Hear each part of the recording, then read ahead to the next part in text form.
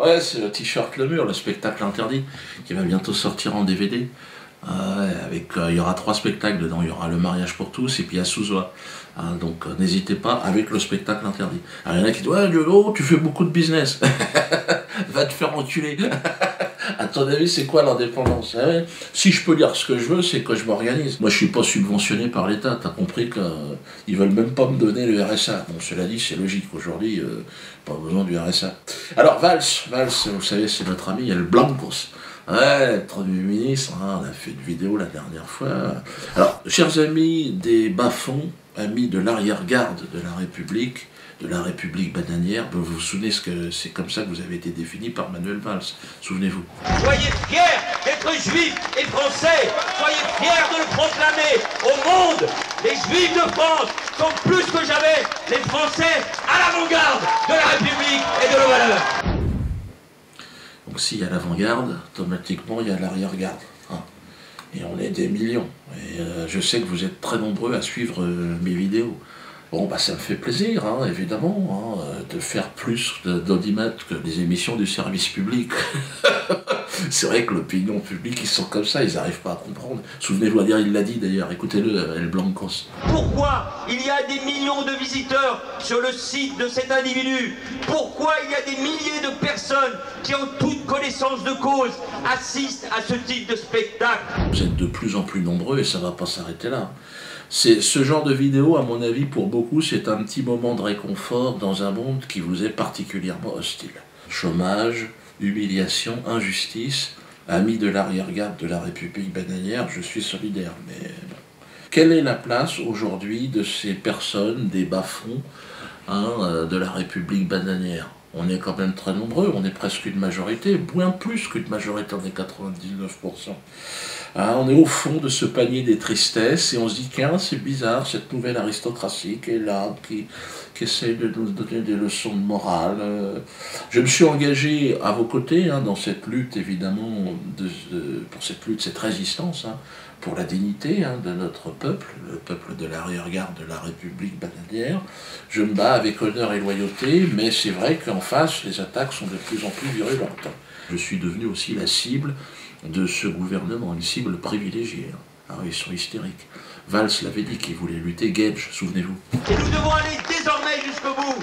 La justice, les services fiscaux, mais bien au-delà. Donc moi, j'ai pas d'état d'âme à ce qu'on ait une stratégie Al Capone avec Dieudonné. Al Capone, il n'est pas tombé pour grand banditisme, il est tombé pour fraude fiscale. Si on peut pourrir la vie de Dieudonné, qui est indigne de se produire sur des infractions qu'il a commises par ailleurs, eh ben écoutez, faisons-le.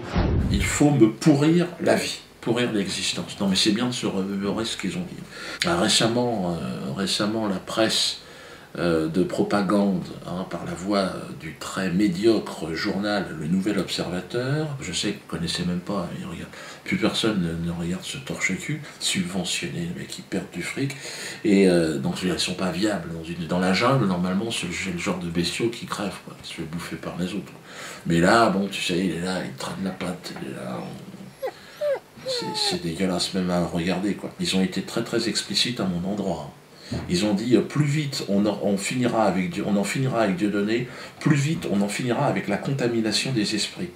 Il ne serait ni utile, ni juste, ni cohérent, après l'avoir combattu en janvier, comme il se devait, évidemment, il fallait le faire, de renoncer 3 mois plus tard à poursuivre la lutte. Donc c'est un véritable combat, avec tout l'appareil d'État au service de cette guerre qui m'est déclarée. J'aimerais que vous le sachiez quand même.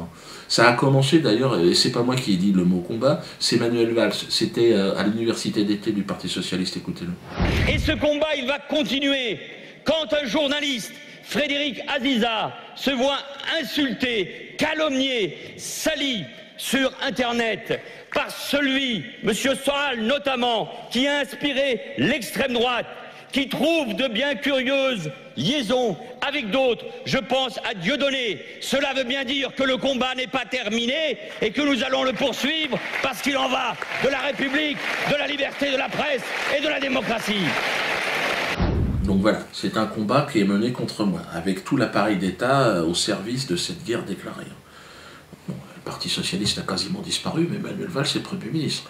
Donc là c'est chaud. Dernière attaque en date, la société qui produit mes spectacles a reçu 20 lettres accusées de réception d'un organisme qui se nomme Centre National de la Chanson et des Variétés et du Jazz.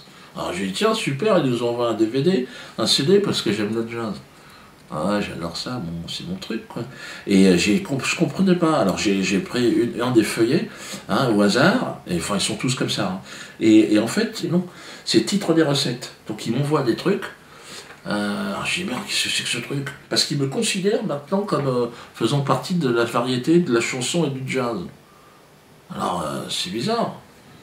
Parce que là, je comprends pas très bien.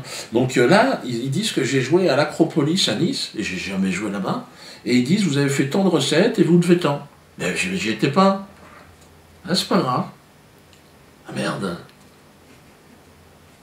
Ah, ouais. C'est un faux. Alors cet organisme, si vous voulez, qui est sous tutelle donc du ministère de la Culture, hein, est chargé de prélever des taxes auprès de gens qui sont considérés comme des artistes. De variété, de jazz et aussi de sketch. Bon, moi c'est compliqué parce que c'est pas vraiment des sketchs, il y a un fil conducteur.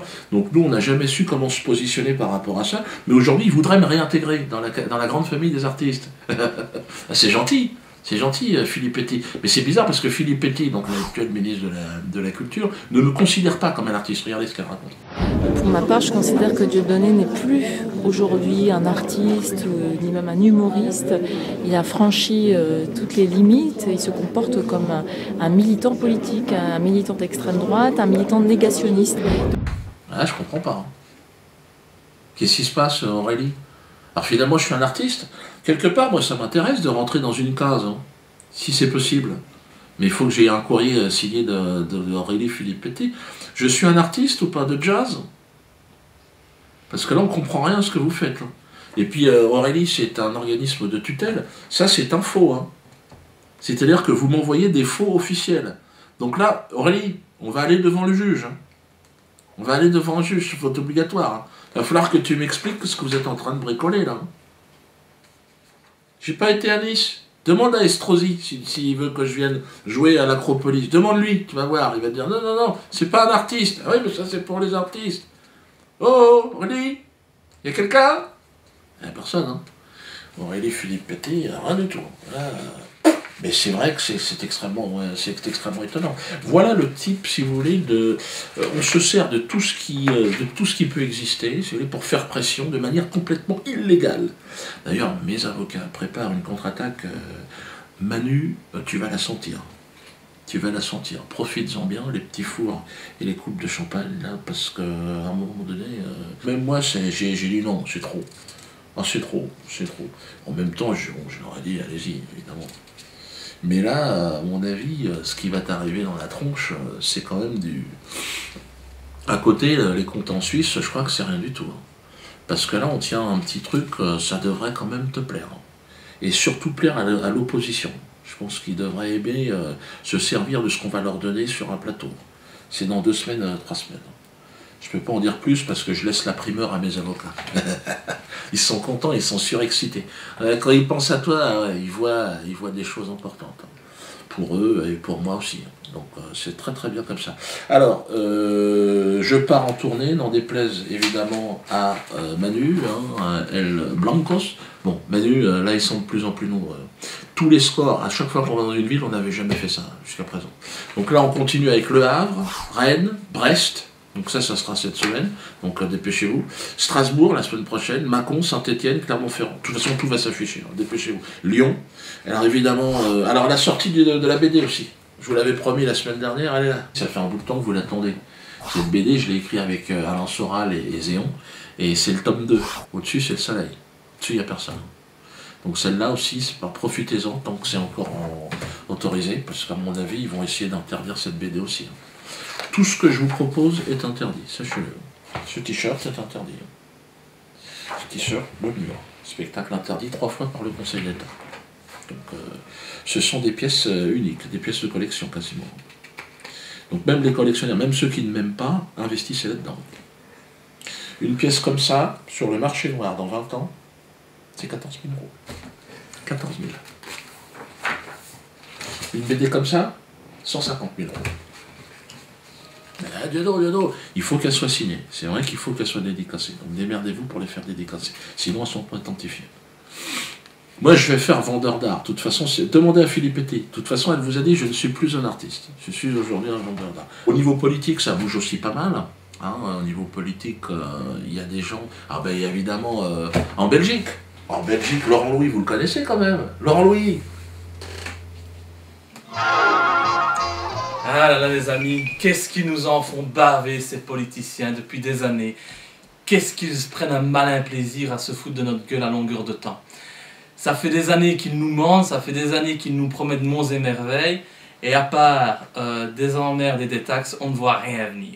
Alors il est temps aujourd'hui de leur mettre une belle quenelle, je pense que c'est très important. Nous en avons tous marre de la politique actuellement. On a envie de politiciens qui nous représentent, de personnes qui apportent des solutions plutôt que toujours venir avec des problèmes. Alors, le 25 mai, il sera temps, en France et en Belgique, le moment sera venu de leur mettre une belle quenelle, très important. Il faudra tous se mettre à l'heure de la quenelle le 25 mai, tant aux élections européennes que fédérales et que régionales, surtout en Belgique. J'espère qu'en France, bientôt, un mouvement Debout les Français pourra se lever également. Alors, il y a une spécialité qui a pris beaucoup d'ampleur en France, c'est la quenelle. Cette quenelle, nous avons aussi essayé de la mettre à la sauce belge, avec pas mal de succès.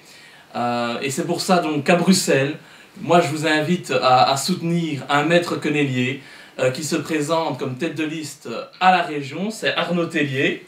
Viens Arnaud, viens. Maître quenellier. Bonjour à tous. Et alors, nous avons un deuxième maître quenellier à l'Europe, lui c'est Abdeslam Lagmish. On y va? Bonjour à tous. Non, lui il ne fait pas la quenelle. Non. Pas de quenelle? Si on veut. Ah ben voilà, ça y est, c'est bien. Il a appris la leçon. Alors, le 25 mai, votez tous Debout les Belges. Pensez aussi à moi dans le Hainaut si vous le voulez bien, tête de liste à la Chambre. Et mettons-leur une bonne raclée, une bonne quenelle qui la sente bien. Et au revoir.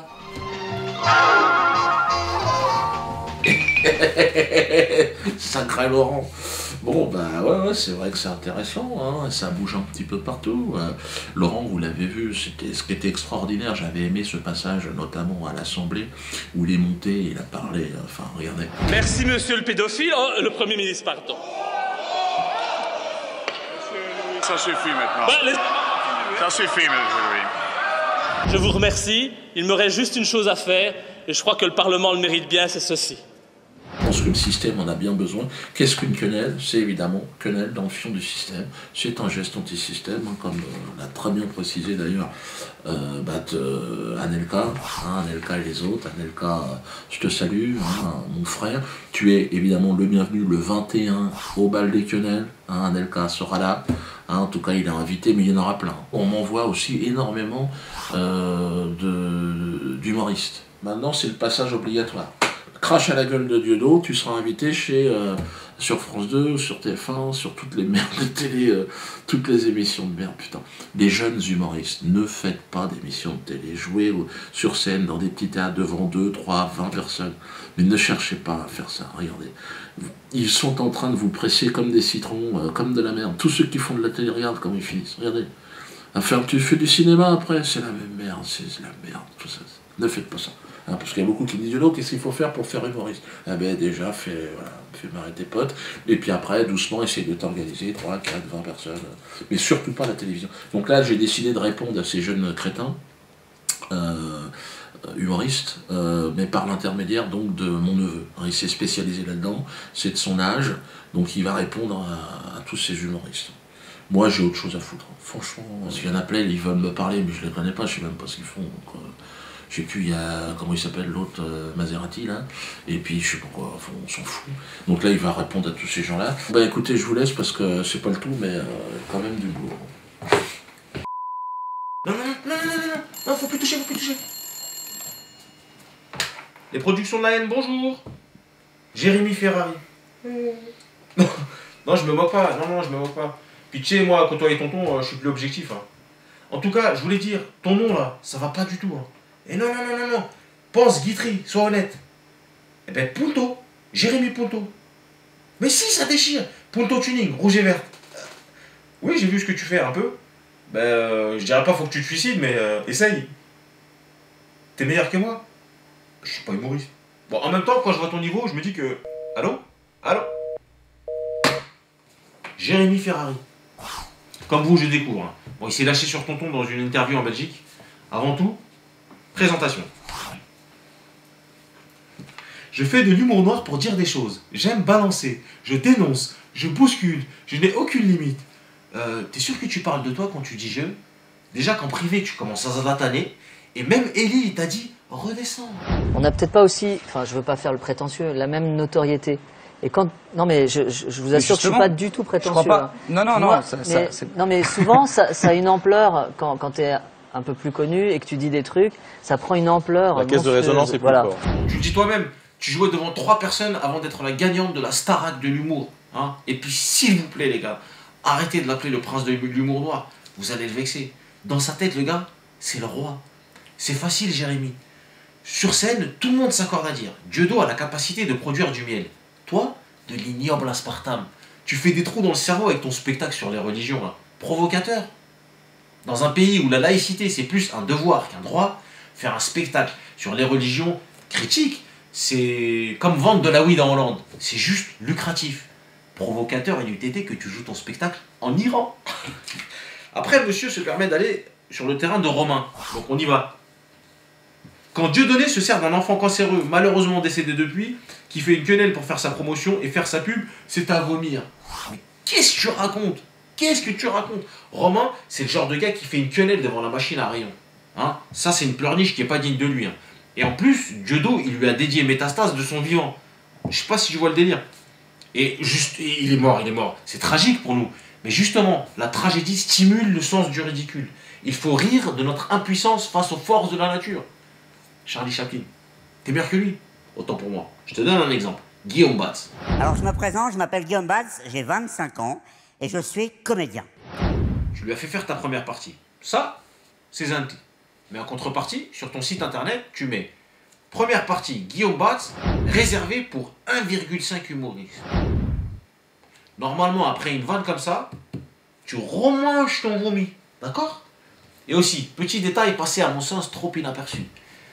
Sur l'affiche de Guillaume Batz, on peut voir co-auteur, metteur en scène, Jérémy Punto. Pour, j'imagine, avoir envoyé 3 mails de vente flétrie.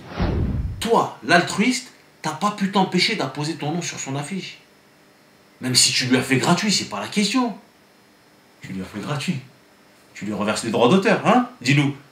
Guillaume Batz, il faut dire hein, si la Punto elle a des mots de poche. Hein, parce qu'il a dit que tonton c'était une machine à fric. 20 ans de projo, il devrait vivre en HLM le négro, c'est ça? Ce que tu sais sur Dieudo, tu le puises dans les médias que tu critiques dans ton prochain spectacle. Pour toi, il passe du mur à Souzoua et il abdique. Je t'explique. Quand tu ne peux pas mater un adversaire, tu ne réponds pas à la provocation. Économie de matériel. Et tu reviens discrètement, comme une ex au printemps. En face, c'est le Conseil d'État. C'est pas Catherine Barma, ok? Selon toi, il aurait sali la liberté d'expression. Il a perdu ton admiration et son statut d'humoriste. Bon, le statut d'humoriste, on essaie de gérer. Par contre, ton admiration, ici à la prod, c'est ambiance France Télécom. Il dit non, du tout. T'es pas un ouf, toi. Hein, franchement. Bon, j'arrête parce que je crains les représailles. Nous, il y a les dieudonistes en colère. Lui, c'est les Ferrarettes enragés. Bon, plus ou moins, il est l'agent commercial des Ferrarettes. Ma mère est très fan de Claude François et je sais pas, c'est parti comme ça sur une déconne avec les Claudettes et tout ça. Et puis il y a un groupe qui s'est créé un petit peu au départ en se marrant qui s'appelait les Ferrarettes. Au départ c'était pour me faire sourire. Et puis ce groupe a grandi, a grossi. Puis c'est un temps, je crois qu'elles sont 1000 ou 1500. Et partout où je vais, il y a toujours des Ferrarettes quelque part, machin, qui observent, qui épient et qui sont. C'est hyper touchant et voilà, c'est assez rigolo. Franchement, Jérémy Ferrari, il est trop beau quoi. Donc les filles, si vous voulez venir à l'association, c'est 180 € par mois. Et vous pouvez bénéficier pour la Ferra Night. Et ça veut dire que Jérémy Ferrari sera devant le miroir pendant 24 heures. Il met ce spectacle en boucle. Et puis ben, nous, on est loin derrière. Et puis bon, ben si vous avez la chance, vous êtes une belle femme comme moi, je ressemble à Beyoncé, ben peut-être... Bon, c'est pas vraiment... C'est plus... Mais, il fait le nose fucking. Bon, après la Punto elle embraye sur Ruquier,